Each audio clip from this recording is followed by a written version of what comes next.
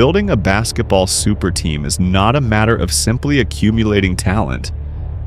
It is an exercise in complex geometry, psychological sacrifice, and strict tactical discipline. When you assemble a roster filled with all-stars, MVPs, and franchise cornerstones, the primary obstacle is rarely the 5 players wearing the opposing jerseys. The true opponent is internal friction. It is the clash of established habits on their respective professional teams. These players are the undisputed apex predators of their offensive ecosystems. They are the primary offensive engines, the first option, the players who dictate the tempo and control the usage rate. But when you put on the Team USA jersey, the rules of the ecosystem fundamentally change. You are no longer asked to be the entire engine. You are asked to be a highly specialized, ruthlessly efficient component of a larger machine. This transition from alpha dog to specialized role player is the most difficult psychological and tactical hurdle in international basketball. Today, we are going to look past the clickbait. We are going to ignore the toxic internet narratives about jealousy, envy, and locker room drama. We are not interested in reality television. We are interested in high-level basketball analytics. We are going to examine a very specific recurring tactical breakdown that occurred during the recent Team USA exhibition games. We are going to analyze the friction between the modern allure of the point forward and the absolute undeniable necessity of the traditional outlet pass. Specifically, we are going to break down the transition offense dynamics between Angel Reese, one of the most dominant interior forces in the world, and Caitlin Clark, the most lethal transition point guard of her generation. What we are witnessing on the floor is not a soap opera. It is a clash of basketball philosophies, a breakdown in offensive hierarchy, and a glaring lesson in why role discipline is the absolute foundation of championship basketball. To understand the root of this tactical issue, we must first understand the evolution of the modern big. In today's basketball landscape, the lines between positions have been completely blurred. We see players like Nikola Jokic and Giannis Antetokounmpo grabbing defensive rebounds and immediately initiating the fast break themselves. This is known as the grab and go. It is a devastating weapon when utilized correctly because it prevents the defense from matching up cross-court. When a power forward or a center pushes the pace, it often forces a smaller guard to pick them up in transition, creating an immediate physical mismatch. Angel Reese is an incredibly gifted, versatile athlete who has been actively working to expand her perimeter game. When she secures a rebound, her instinct, fueled by her sheer athleticism and the modern trends of the sport, is to put the ball on the floor, push the pace, and act as a point forward. She wants to be the initiator on a team where she is the primary ball handler. This might be an acceptable, even encouraged strategy.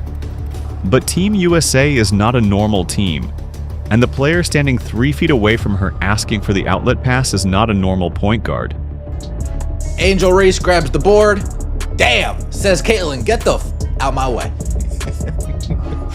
uses her right forearm to shield Caitlin. Let us freeze the frame and analyze the exact biomechanics and tactical implications of this specific possession. The ball comes off the rim, and Angel Reese, utilizing her elite positioning and physical strength, secures the defensive rebound. Immediately, Caitlin Clark slides into her peripheral vision, presenting her hands, establishing herself as the primary outlet. This is a textbook fast break initiation. The fastest way to advance a basketball is never by dribbling. It is by passing. But instead of executing the simple fundamental hit-ahead pass, Reed turns her body, physically shielding the ball from her own point guard, and decides to initiate the break herself.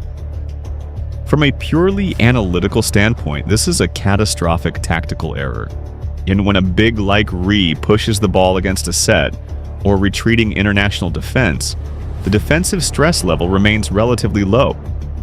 The defenders are not panicking. They know that Ree, while dangerous near the basket, does not possess the elite pinpoint playmaking vision or the 30-foot pull-up shooting threat of a primary guard. Therefore, the defense can comfortably retreat, build a wall in the paint, and protect the basket. The entire geometry of the floor compresses. The spacing vanishes. Now let us watch how this compromised spacing destroys the possession for the rest of the team. She gives it to Caitlin Clark. As she's giving it to Caitlin Clark, De'Arica Hamby commits an offensive foul. Now I know on me. Because Ree is handling the ball, the timing of the transition wings is completely thrown out of rhythm. De'Arica Hamby, an elite rim runner, is sprinting down the floor doing exactly what she is coached to do. She is trying to establish a deep post position early in the shot clock. If Caitlin Clark had the ball in her hands at the logo, she would have processed Ham's trajectory instantly. Clark possesses a radar-like peripheral vision that allows her to throw 50-foot passes on a frozen rope, hitting the runner perfectly in stride before the defense can react. But because the ball is in the hands of a front court player who is processing the floor a half-second slower, the pass is delayed.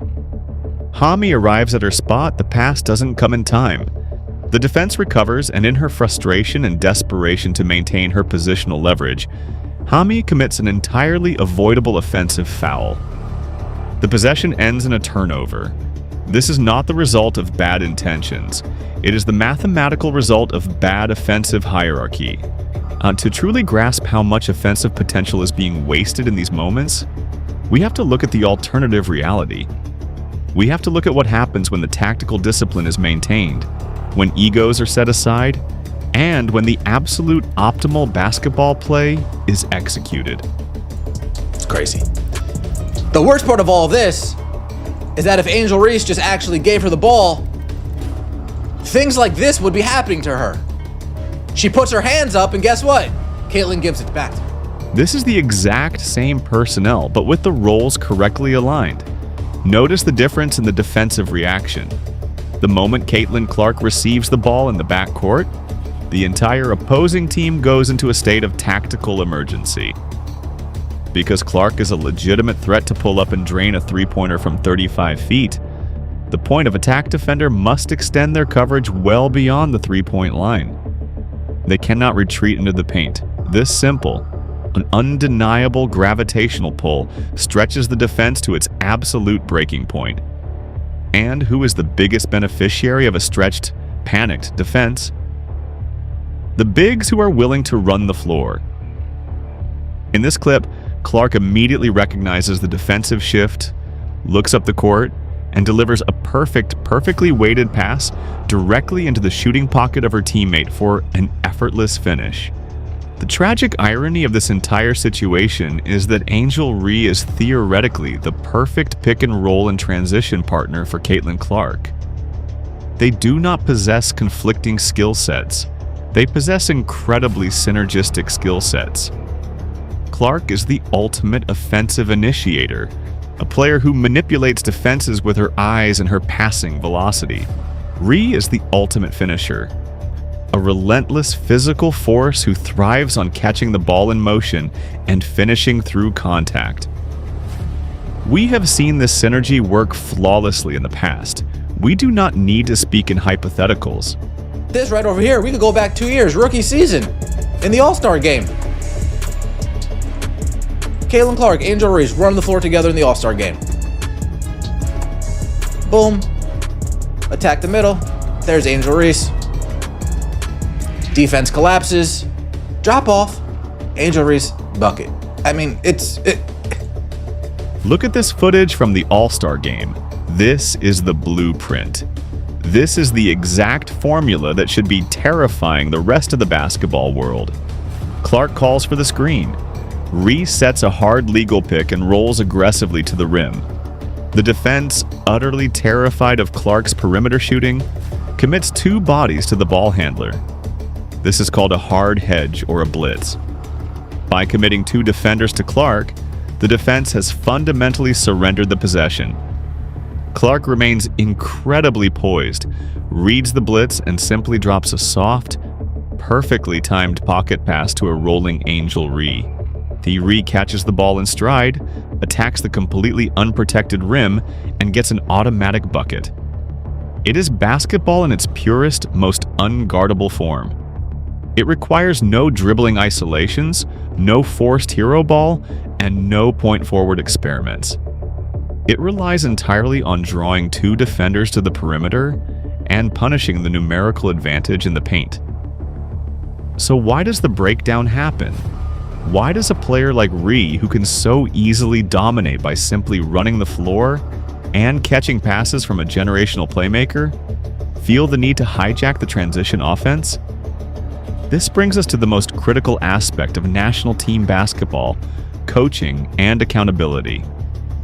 The responsibility to fix this does not lie with the internet. It does not lie with the fans.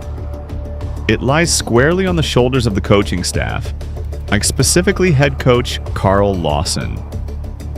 A coach's job at this elite level is rarely about teaching players how to shoot or how to dribble. It is about defining roles with absolute uncompromising clarity.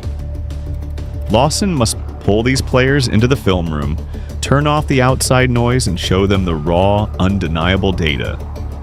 She needs to show them the clips of the grab-and-go experiments resulting in offensive fouls, broken spacing, and stagnant possessions. Then she needs to show them the clips of the outlet passes resulting in wide-open layups, defensive collapses, and highly efficient scoring opportunities. The message must be clinical and devoid of emotion. When we allow our bigs to initiate the fast break, we score 0.8 points per possession, and our turnover rate spikes by 15%. When we secure the rebound and immediately execute the outlet pass to our primary point guard, our transition efficiency jumps to 1.4 points per possession. The numbers do not care about who gets the highlight reel. The numbers do not care about social media narratives. The numbers only care about efficiency. Team USA is not suffering from a lack of talent. They are suffering from a temporary lack of offensive discipline. The beauty of this problem is that it is entirely fixable. It does not require a trade. It does not require a roster overhaul, and it certainly does not require dramatic narratives about envy and sabotage. It simply requires an understanding that basketball is a game of maximized advantages. Caitlin Clark's absolute maximum advantage is with the ball in her hands, reading a retreating defense in the open floor. Angel Reese's absolute maximum advantage is playing with her back to the basket, dominating the offensive glass and running the floor like a freight train to catch passes in stride.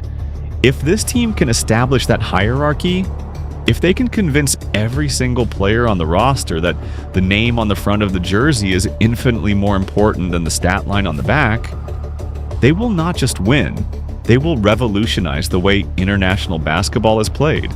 They will become an unstoppable, highly synchronized machine that dismantles opponents with clinical precision.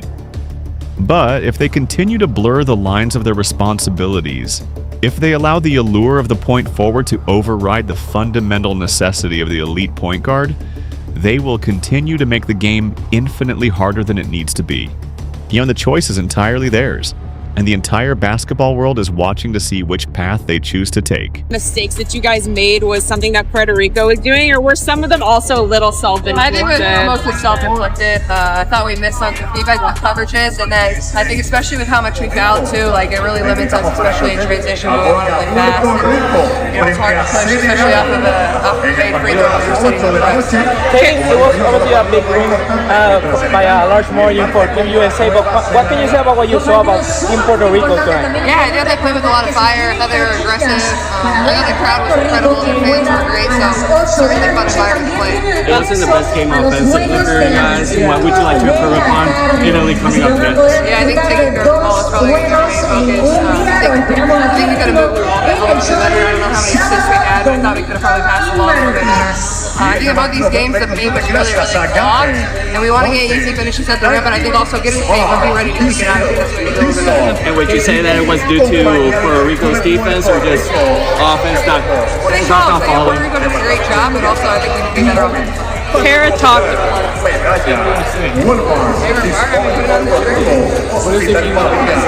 Kara talked about doing different lineups, different rotations, to test out that chemistry. Just how did you feel tonight, yesterday, with all those different Yeah, I mean, rotations? it's going to be a work in progress with everybody trying to kind of find the flow a little bit, especially when we're going 5 in, 5 out. But, you know, you got to be flexible. That's kind of what USA basketball is all about. Some games you're going to play a lot, some games you're not going to play as much. You might come off the bench, you might start.